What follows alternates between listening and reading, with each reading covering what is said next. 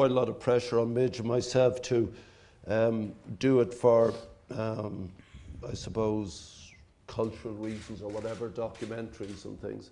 And neither of us are into nostalgia. But about 3 weeks ago, I got a call from the UN saying that they required at least a 20% increase across the board in assistance and materials and personnel.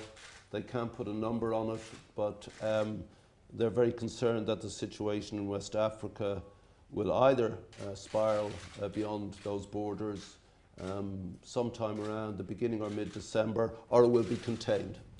And then I think what triggered it both for Midge and myself was the phenomenal bravery of the National Health workers, the nurses and doctors, 820 of them who volunteered to go out there. And it certainly gave me pause for thought. I don't like doing this stuff. He's on tour the whole time. I was in Exeter last night. It's quite boring doing it and organising it. It's quite embarrassing calling people you don't know and other artists. But it was that more than anything else that made us think that those people need to be supported across the board, not just those suffering from this filthy little virus, but the bravery of the people out there.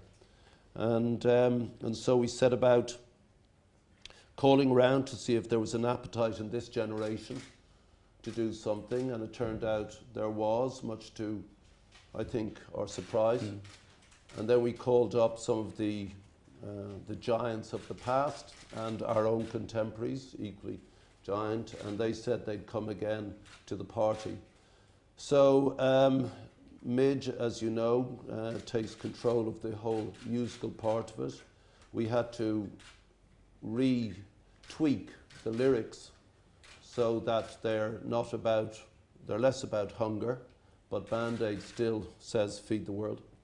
And we operate still after 30 years. On average, we spend about £5,000 a day on the poor in Africa. And this will be specifically targeted, however, at West Africa, because Africa, as you know, is on the verge of radical 21st century change. As you know, as we speak, 7 of the top 10 fastest growing economies in the world today are African. It's tragic that modernity has released this beast into the world, this Ebola. And I think, speaking for myself, but I have talked to Midge about it, and when we were reworking the lyrics, this was the key issue, that this is a particularly pernicious illness because it renders humans untouchable. And that is sickening. Mothers can't comfort their children in their dying hours.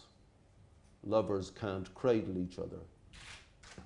Wives can't hold their husbands' hands. People are chased down streets because of it.